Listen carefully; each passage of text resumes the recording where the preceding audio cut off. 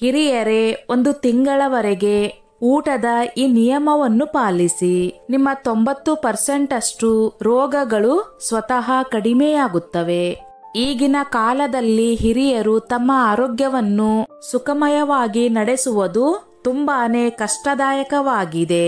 ಸ್ನೇಹಿತರೆ, ನಿಮ್ಮ ಮನೆಯಲ್ಲಿ ಇರುವ ಹಿರಿಯರು ಕೂಡ ಹಲವಾರು ರೀತಿಯ ಸಣ್ಣ ಸಣ್ಣ ಆರೋಗ್ಯ ಸಮಸ್ಯೆಗಳಿಂದ ಮತ್ತೆ ಮತ್ತೆ ಪೀಡಿತರಾಗುತ್ತಿದ್ದರೆ ನಾವು ಇಲ್ಲಿ ಹೇಳುವ ಊಟದ ಈ ಸರಳ ನಿಯಮವನ್ನು 1 ತಿಂಗಳವರೆಗೆ ಪಾಲಿಸಿ. ನಂತರ ನೀವೇ ನೋಡಿ, ನಿಮ್ಮ 90% ಅಷ್ಟು ರೋಗಗಳು ಯಾವುದೇ ಔಷಧಿ ಅಥವಾ ಮಾತ್ರೆ ಇಲ್ಲದೆ ಸ್ವತಃ ಮಾಯವಾಗುತ್ತವೆ. ಹಾಗಾದ್ರೆ ಬನ್ನಿ ಸ್ನೇಹಿತರೆ, ಇಲ್ಲಿ ನಾವು ಹಿರಿಯರು ಊಟದ ಯಾವ ನಿಯಮವನ್ನು ಪಾಲಿಸಬೇಕು, ಯಾವ ಸಮಯದಲ್ಲಿ ಊಟ ಮಾಡಬೇಕು, ಯಾವ ವಸ್ತುಗಳನ್ನು ಸೇವಿಸಬಾರದು ಹಾಗೂ ಊಟ ಯಾವ ರೀತಿಯಲ್ಲಿ ಸೇವಿಸಬೇಕು, ಕೇವಲ 1 ತಿಂಗಳಲ್ಲೇ ಆರೋಗ್ಯವನ್ನು ಹೇಗೆ ಸುಧಾರಿಸಬಹುದು ಎಂಬುದರ ಬಗ್ಗೆ ಸಂಪೂರ್ಣವಾಗಿ ತಿಳಿದುಕೊಳ್ಳೋಣ. ಸ್ನೇಹಿತರೆ, ಅದಕ್ಕೂ ಮೊದಲು ನನ್ನದೊಂದು ಕಳಕಳಿಯ ವಿನಂತಿ. ಎಷ್ಟೋ ಜನ ವಿಡಿಯೋ ನೋಡುತ್ತೀರಿ, ಆದರೆ ಲೈಕ್ ಮಾಡುವುದನ್ನು ಮರೆತು ಬಿಡುತ್ತೀರಿ. ದಯವಿಟ್ಟು ಲೈಕ್ ಮಾಡಿ, ನಿಮ್ಮ ಅನಿಸಿಕೆ ಅಭಿಪ್ರಾಯಗಳನ್ನು ಕಮೆಂಟ್ ಮಾಡುವ ಮೂಲಕ ತಿಳಿಸಿ.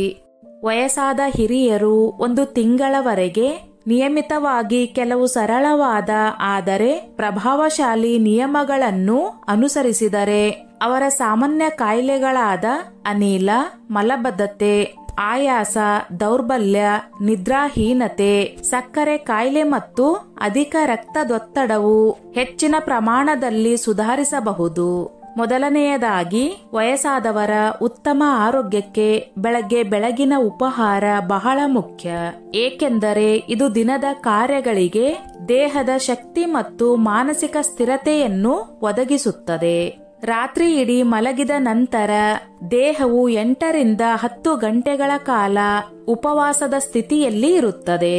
ಅಂತಹ ಪರಿಸ್ಥಿತಿಯಲ್ಲಿ ಬೆಳಗಿನ ಉಪಹಾರವು ಚಯಾಪಚಯವನ್ನು ಪುನಃ ಸಕ್ರಿಯಗೊಳಿಸುತ್ತದೆ. ಅದು ಸರಾಗವಾಗಿ ಕಾರ್ಯನಿರ್ವಹಿಸುತ್ತದೆ. ಹಿರಿಯರೇ, ನೀವು ಬೆಳಗ್ಗೆ ಖಾಲಿ ಹೊಟ್ಟೆಯಲ್ಲಿದ್ದರೆ ಅಥವಾ ಉಪಹಾರವನ್ನು ತಪ್ಪಿಸಿದರೆ ದೌರ್ಬಲ್ಯ, ತಲೆ ತಿರುಗುವಿಕೆ, ಕಿರಿಕಿರಿ ಮತ್ತು ರಕ್ತದೊತ್ತಡ ಅಥವಾ ರಕ್ತದಲ್ಲಿನ ಸಕ್ಕರೆ ಏರಿಳಿತಗಳು ಇರಬಹುದು. ವಯಸ್ಸಾದ ಹಿರಿಯರು ಬೆಳಗಿನ ಉಪಹಾರಕ್ಕೆ ಮೊಳಕೆ ಒಡೆದ ಹೆಸರು ಕಾಳು, ಕಡಲೆಕಾಳು, ಆಪಲ್ ಅಥವಾ ಪಪಾಯಿ, ಓಟ್ ಮಿಲ್, ಪೋಹ, ಓಟ್ಸ್ ಅಥವಾ ಹಾಲು ಹೊಂದಿರುವ ಓಟ್ಸ್ನಂತಹ ಲಘುವಾದ ಹಾಗೂ ಬೇಗನೆ ಜೀರ್ಣವಾಗುವ ಮತ್ತು ಪೋಷಕಾಂಶಗಳಲ್ಲಿ ಸಮೃದ್ಧವಾಗಿರುವ ಆಹಾರವನ್ನು ಸೇವಿಸಬೇಕು. ಇದು ನಿಮ್ಮ ದೇಹಕ್ಕೆ ಫೈಬರ್, ವಿಟಮಿನ್ಗಳು, ಪ್ರೋಟೀನ್ಗಳು ಮತ್ತು ಉತ್ಕರ್ಷಣ ನಿರೋಧಕಗಳನ್ನು ಒದಗಿಸುತ್ತದೆ.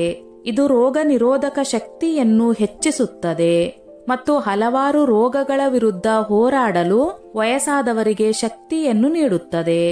ಅಲ್ಲದೆ ಪ್ರತಿದಿನ ಒಂದು ನಿರ್ದಿಷ್ಟ ಸಮಯದಲ್ಲಿ ಉಪಹಾರ ಸೇವಿಸುವ ಅಭ್ಯಾಸವು ದೇಹದ ಜೈವಿಕ ಗಡಿಯಾರವನ್ನು ಸಮತೋಲನಗೊಳಿಸುತ್ತದೆ. ಆದ್ದರಿಂದ ವಯಸ್ಸಾದವರು ಪ್ರತಿದಿನ ಪೌಷ್ಟಿಕ ಮತ್ತು ಸಮಯೋಚಿತ ಉಪಹಾರವನ್ನು ಹೊಂದಿದ್ದರೆ ಅದು ಅವರ ಇಡೀ ದಿನದ ಶಕ್ತಿ, ಮಾನಸಿಕ ಶಾಂತಿ ಮತ್ತು ದೈಹಿಕ ಆರೋಗ್ಯದ ಬಲವಾದ ಆಧಾರವಾಗುತ್ತದೆ. 2. ಹಾಲು, ಮೊಸರು ಮತ್ತು ಮಜ್ಜಿಗೆ ವಯಸ್ಸಾದವರಿಗೆ ಪೌಷ್ಟಿಕಾಂಶದ ಅತ್ಯಂತ ಅವಶ್ಯಕ ಮತ್ತು ಸಂಪೂರ್ಣ ಮೂಲವಾಗಿದೆ. ಇದು ಮೂಳೆಗಳನ್ನು ಬಲಪಡಿಸಲು ಮಾತ್ರವಲ್ಲದೆ ಜೀರ್ಣಕ್ರಿಯೆ ಮತ್ತು ಪ್ರತಿರಕ್ಷಣಾ ವ್ಯವಸ್ಥೆಯನ್ನು ಕಾಪಾಡಿಕೊಳ್ಳುವಲ್ಲಿ ಪ್ರಮುಖ ಪಾತ್ರ ವಹಿಸುತ್ತದೆ. ವೃದ್ಧಾಪ್ಯದಲ್ಲಿ ದೇಹದಲ್ಲಿನ ಕ್ಯಾಲ್ಸಿಯಂ ಕೊರತೆಯು ಸಾಮಾನ್ಯವಾಗಿರುತ್ತದೆ. ಇದರಿಂದಾಗಿ ಆಸ್ಟಿಯೋಪೊರೋಸಿಸ್ನಂತಹ ಸಮಸ್ಯೆಗಳನ್ನು ಉಂಟು ಮಾಡುತ್ತವೆ. ಅಂತಹ ಪರಿಸ್ಥಿತಿಯಲ್ಲಿ ಹಾಲು, ಮೊಸರು ಮತ್ತು ಮಜ್ಜಿಗೆಯಂತಹ ಡೈರಿ ಉತ್ಪನ್ನಗಳನ್ನು ನಿಯಮಿತವಾಗಿ ತೆಗೆದುಕೊಳ್ಳುವುದರಿಂದ ಕ್ಯಾಲ್ಸಿಯಂ ಮತ್ತು ವಿಟಮಿನ್ ಡಿ ಯನ್ನು ಒದಗಿಸುತ್ತದೆ. ಇದು ಮೂಳೆಗಳು ಮತ್ತು ಹಲ್ಲುಗಳನ್ನು ಬಲವಾಗಿರಿಸುತ್ತದೆ. ಹಾಲು ಪ್ರೋಟೀನ್, ಕ್ಯಾಲ್ಸಿಯಂ, ರಂಜಕ ಮತ್ತು ವಿಟಮಿನ್ ಬಿ12 ನ ಉತ್ತಮ ಮೂಲವಾಗಿದೆ. ಇದು ಸ್ನಾಯುಗಳಿಗೆ ಶಕ್ತಿಯನ್ನು ನೀಡುತ್ತದೆ ಮತ್ತು ವಯಸ್ಸಾದವರ ಶಕ್ತಿಯನ್ನು ಕಾಪಾಡಿಕೊಳ್ಳುತ್ತದೆ.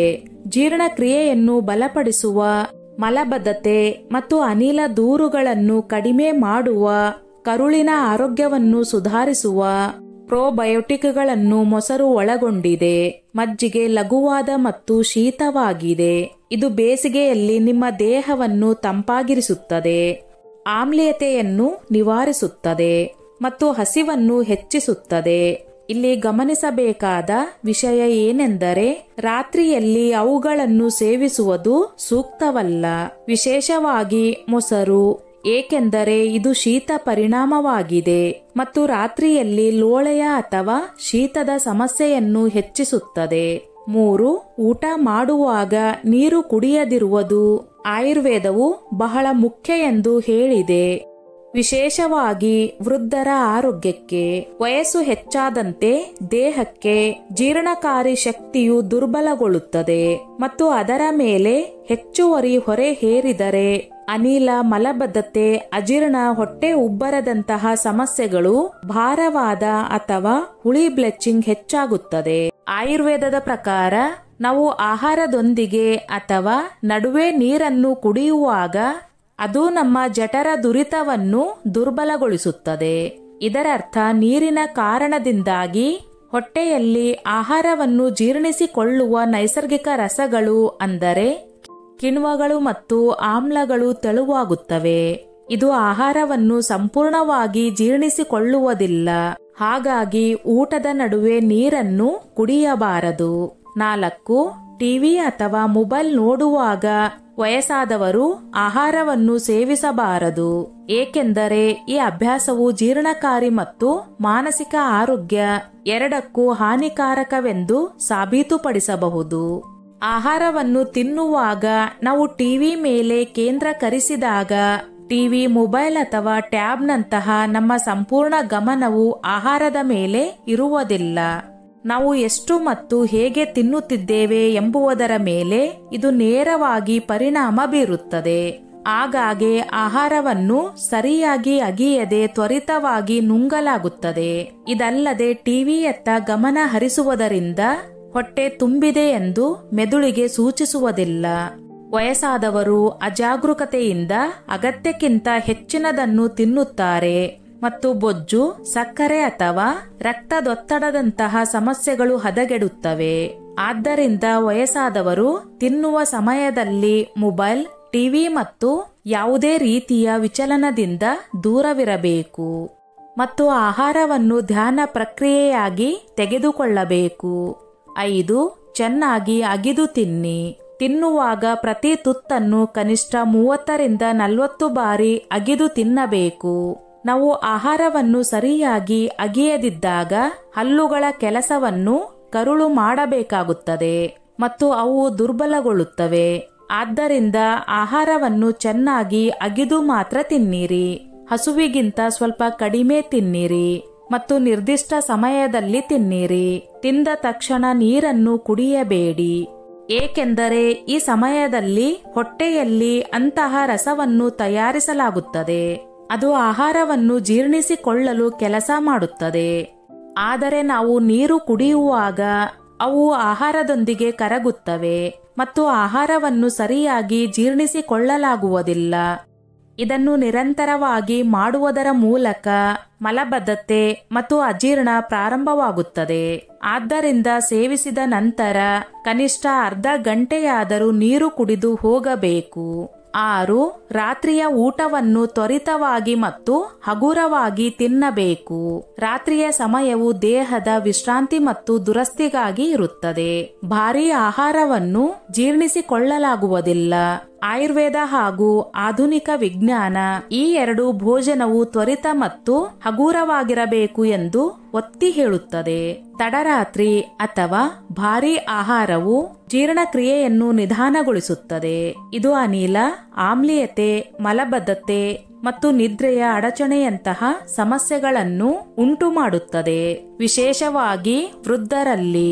ರಾತ್ರಿಯಲ್ಲಿ ಭಾರವಾದ ದ್ವಿದಳ ಧಾನ್ಯಗಳು, ಹುರಿದ ಅಥವಾ ಮಸಾಲೆಯುಕ್ತ ಆಹಾರವನ್ನು ಹೊಂದಿರುವುದು ದೇಹದ ಮೇಲೆ ಹೆಚ್ಚುವರಿ ಹೊರೆ ಉಂಟುಮಾಡುತ್ತದೆ ಮರುದಿನ ಬೆಳಗ್ಗೆ ಆಯಾಸ ಮತ್ತು ಭಾರವನ್ನು ಉಂಟು ಮಾಡುತ್ತದೆ. ಬದಲಾಗಿ ಸರಳ ಗಂಜಿ, ಕಿಚಡಿ, ಬೇಯಿಸಿದ ತರಕಾರಿಗಳು ಅಥವಾ ಸೂಪ್ ಮುಂತಾದ ಹಗೂರವಾದ ಆಹಾರವನ್ನು ಸೇವಿಸಿ. ಅಲ್ಲದೆ ಮಲಗುವ ಸಮಯಕ್ಕೆ ಕನಿಷ್ಠ 2 ಗಂಟೆಗಳ ಮೊದಲು ಆಹಾರವನ್ನು ಸೇವಿಸಬೇಕು. ಇದರಿಂದ ದೇಹವು ಜೀರ್ಣಿಸಿಕೊಳ್ಳಲು ಸಮಯವನ್ನು ಪಡೆಯಬಹುದು ಮತ್ತು ನಿದ್ರೆ ಸಹ ಆಳವಾದ ಮತ್ತು ಶಾಂತಿಯುತವಾಗಿರುತ್ತದೆ. 7. ಊಟ ಮಾಡಿದ ನಂತರ 10 ರಿಂದ 15 ನಿಮಿಷಗಳ ಕಾಲ ಲಘು ನಡಿಗೆ ಬಹಳ ಪ್ರಯೋಜನಕಾರಿ ಅಭ್ಯಾಸವಾಗಿದೆ. ವಿಶೇಷವಾಗಿ ವೃದ್ಧರು ಮತ್ತು ಮಧುಮೇಹದಿಂದ ಬಳಲುತ್ತಿರುವ ಜನರಿಗೆ ಲಘು ವಾಕಿಂಗ್ ಹೊಟ್ಟೆಯಲ್ಲಿ ರಕ್ತ ಪರಿಚಲನೆ ಹೆಚ್ಚಾಗುತ್ತದೆ. ಇದರಿಂದಾಗಿ ಆಹಾರವು ಸುಲಭವಾಗಿ ಮತ್ತು ಸರಿಯಾದ ಸಮಯದಲ್ಲಿ ಜೀರ್ಣವಾಗುತ್ತದೆ. ರಕ್ತದಲ್ಲಿನ ಸಕ್ಕರೆಯನ್ನು ನಿಯಂತ್ರಿಸಲು ಸಹ ಈ ಅಭ್ಯಾಸವು ಸಹಾಯ ಮಾಡುತ್ತದೆ. ಏಕೆಂದರೆ ದೇಹದಲ್ಲಿನ ಗ್ಲುಕೋಸ್ ಮಟ್ಟವು ತಿಂದ ನಂತರ ಇದ್ದಕ್ಕಿದ್ದಂತೆ ಹೆಚ್ಚಾಗುತ್ತದೆ ಮತ್ತು ಇದು ಕ್ರಮೇಣ ಲಘು ವಾಕಿಂಗ್ನೊಂದಿಗೆ ಸಮತೋಲನಗೊಳ್ಳುತ್ತದೆ. ಇದು ಇನ್ಸುಲಿನ್ ಒತ್ತಡವನ್ನು ಬೀರುವುದಿಲ್ಲ ಮತ್ತು ಮಧುಮೇಹದಂತಹ ಕಾಯಿಲೆಗಳ ಮೇಲೆ ನಿಯಂತ್ರಿಸಬಹುದು. 8. ಮಧ್ಯಾಹ್ನ 20 ರಿಂದ 30 ನಿಮಿಷಗಳ ಲಘು ಕಿರು ನಿದ್ದೆ ತೆಗೆದುಕೊಳ್ಳುವುದು ಆರೋಗ್ಯಕ್ಕೆ ತುಂಬಾ ಒಳ್ಳೆಯದು. ವಿಶೇಷವಾಗಿ ವೃದ್ಧರಿಗೆ ಮತ್ತು ಇಡೀ ದಿನ ಕೆಲಸ ಮಾಡುವವರಿಗೆ ಅತ್ಯಂತ ಪ್ರಯೋಜನಕಾರಿ ಎಂದು ಪರಿಗಣಿಸಲಾಗುತ್ತದೆ. ಈ ಸಣ್ಣ ವಿಶ್ರಾಂತಿ ದೇಹ ಮತ್ತು ಮೆದುಳನ್ನು ಮತ್ತೆ ಶಕ್ತಿಯುತವಾಗಿಸುತ್ತದೆ. ಬೆಳಗಿನಿಂದ ಮಧ್ಯಾಹ್ನದವರೆಗಿನ ಚಟುವಟಿಕೆಗಳು ದೇಹದಲ್ಲಿ ಆಯಾಸ ಮತ್ತು ಮಾನಸಿಕ ಒತ್ತಡವನ್ನು ಉಂಟು ಮಾಡುತ್ತವೆ. ಇದು ಏಕಾಗ್ರತೆ, ಕಿರಿಕಿರಿ ಮತ್ತು ಆಲಸ್ಯದ ಇಳಿಕೆಗೆ ಕಾರಣವಾಗುತ್ತದೆ. ಅಂತಹ ಪರಿಸ್ಥಿತಿಯಲ್ಲಿ ನಾವು ಸ್ವಲ್ಪ ಸಮಯದವರೆಗೆ ಕಣ್ಣು ಮುಚ್ಚಿ ಶಾಂತವಾದ ವಾತಾವರಣದಲ್ಲಿ ಮಲಗಿದಾಗ ಅಥವಾ ಚಿಕ್ಕ ನಿದ್ರೆ ತೆಗೆದುಕೊಂಡಾಗ ದೇಹವು ಮತ್ತೆ ಸಕ್ರಿಯಗೊಳ್ಳುವ ಅವಕಾಶವನ್ನು ಪಡೆಯುತ್ತದೆ. ಈ ಕಿರು ನಿದ್ದೆ ದೇಹದ ಕೋಶಗಳನ್ನು ಸಡಿಲಗೊಳಿಸುತ್ತದೆ, ಮೆದುಳಿನ ಕಾರ್ಯವನ್ನು ಹೆಚ್ಚಿಸುತ್ತದೆ ಮತ್ತು ಹೃದಯವು ಸಾಮಾನ್ಯವಾಗುವಂತೆ ಮಾಡುತ್ತದೆ. ಇದಲ್ಲದೆ ಈ ಮಧ್ಯಾಹ್ನದ ನಿದ್ರೆ ಸಹ ಸ್ಮರಣೆ ಮತ್ತು ಮನಸ್ಥಿತಿಯನ್ನು ಸುಧಾರಿಸುತ್ತದೆ. ವಿಶೇಷವಾಗಿ ರಾತ್ರಿಯಲ್ಲಿ ಸರಿಯಾಗಿ ನಿದ್ರೆ ಮಾಡದವರಿಗೆ ಇದು ಪ್ರಯೋಜನಕಾರಿಯಾಗಿದೆ. ಈ ಕಿರು ನಿದ್ದೆ 20 ರಿಂದ 30 ನಿಮಿಷಗಳಿಗಿಂತ ಹೆಚ್ಚಿರಬಾರದು ಎಂಬುವುದು ಗಮನಿಸಬೇಕಾದ ಸಂಗತಿ. ಏಕೆಂದರೆ ತಲೆ ಕೆಳಗಾದ ದೇಹ ಮತ್ತು ಮೆದುಳು ಮಂದವಾಗಬಹುದು ಮತ್ತು ರಾತ್ರಿ ನಿದ್ರೆಯೂ ಸಹ ಪರಿಣಾಮ ಬೀರಬಹುದು. ಆದ್ದರಿಂದ ಮಧ್ಯಾಹ್ನ ಸ್ವಲ್ಪ ಸಮಯದ ಈ ಉಳಿದವು ನಿಮ್ಮ ದೇಹವನ್ನು ಆರೋಗ್ಯವಾಗಿಡಲು ನೈಸರ್ಗಿಕ ಮತ್ತು ಸರಳವಾದ ಮಾರ್ಗವಾಗಿದೆ. 9. ಯೋಗ ಮತ್ತು ಪ್ರಾಣಾಯಾಮ ವಯಸ್ಸಾದವರಿಗೆ ದೈಹಿಕ, ಮಾನಸಿಕ ಮತ್ತು ಭಾವನಾತ್ಮಕ ಆರೋಗ್ಯವನ್ನು ಕಾಪಾಡಿಕೊಳ್ಳಲು ಅತ್ಯಂತ ಸುರಕ್ಷಿತ, ಸರಳ ಮತ್ತು ಪರಿಣಾಮಕಾರಿ ಮಾರ್ಗವಾಗಿದೆ. ವಿಶೇಷವಾಗಿ ಅನುಲೋಮ ವಿಲೋಮ, ಭ್ರಮರಿ ಮತ್ತು ವಜ್ರಾಸನದಂತಹ ವ್ಯಾಯಾಮಗಳು ವಯಸ್ಸಾದವರಿಗೆ ಅತ್ಯಂತ ಪ್ರಯೋಜನಕಾರಿ. ಅನುಲೋಮ ವಿಲೋಮ ಪ್ರಾಣಾಯಾಮ 2 ಮೂಗಿನ ರಂಧ್ರಗಳಿಂದ ಉಸಿರಾಟದ ಸಮತೋಲನವನ್ನು ರೂಪಿಸುತ್ತದೆ. ಇದು ಶ್ವಾಸಕೋಶದ ಕ್ರಿಯಾತ್ಮಕತೆಯನ್ನು ಹೆಚ್ಚಿಸುತ್ತದೆ ಮತ್ತು ದೇಹದಲ್ಲಿ ಆಮ್ಲಜನಕದ ಪೂರೈಕೆಯನ್ನು ಸುಧಾರಿಸುತ್ತದೆ. ಈ ಪ್ರಾಣಾಯಾಮ ಅಧಿಕ ರಕ್ತದೊತ್ತಡ, ಅಸ್ತಮ ಮತ್ತು ಆಯಾಸದಂತಹ ಸಮಸ್ಯೆಗಳಲ್ಲಿ ಪರಿಹಾರವನ್ನು ನೀಡುತ್ತದೆ. ಅದೇ ಸಮಯದಲ್ಲಿ ಮಾನಸಿಕ ಶಾಂತಿ ಮತ್ತು ಏಕಾಗ್ರತೆ. ಭ್ರಮರಿ ಪ್ರಾಣಾಯಾಮ ಅತ್ಯಂತ ಪರಿಣಾಮಕಾರಿ. ಇದು ಆತಂಕ, ಒತ್ತಡ, ನಿದ್ರಾಹೀನತೆ ಮತ್ತು ಕೋಪದಂತಹ ಮಾನಸಿಕ ಸಮಸ್ಯೆಗಳನ್ನು ಕಡಿಮೆ ಮಾಡುತ್ತದೆ. ಇದು ವಯಸ್ಸಾದವರ ಅನುಭವವನ್ನು ಹೆಚ್ಚು ಶಾಂತ ಮತ್ತು ಸ್ಥಿರಗೊಳಿಸುತ್ತದೆ. ಸ್ನೇಹಿತರೆ, ಈ ನನ್ನ ಮಾಹಿತಿ ನಿಮಗೆ ಇಷ್ಟವಾಗಿದ್ದಲ್ಲಿ ದಯವಿಟ್ಟು ಶೇರ್ ಮಾಡಿ, ಲೈಕ್ ಮಾಡಿ ಮತ್ತು ಸಬ್ಸ್ಕ್ರೈಬ್ ಮಾಡಿ.